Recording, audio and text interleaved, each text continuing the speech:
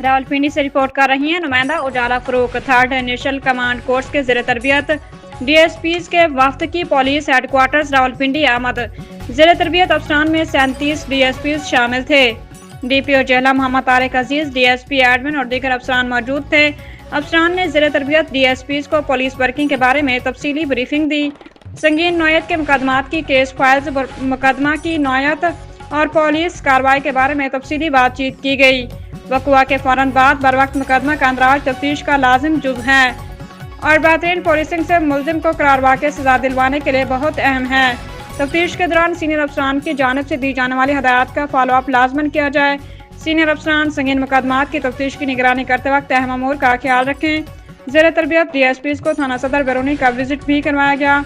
SDPO सदर circle ने ज़ेर तरबियत DSPs को मुहर्रर दफ्तर, फ्रंट डेस्क, हवालात थाना और तफ्तीश से मुतल्लिक मुकम्मल ब्रीफिंग दी। सर्विस डिलीवरी और मेरिट को हमेशा अपनी अवलीन तरजीह रखें। इख्तिताम पर ज़ेर तरबियत DSPs ने CPO सैयद खालिद हमदानी की कमांड में रावलपिंडी पुलिस की बेहतरीन पुलिसिंग को सराहा और शुक्रिया अदा किया।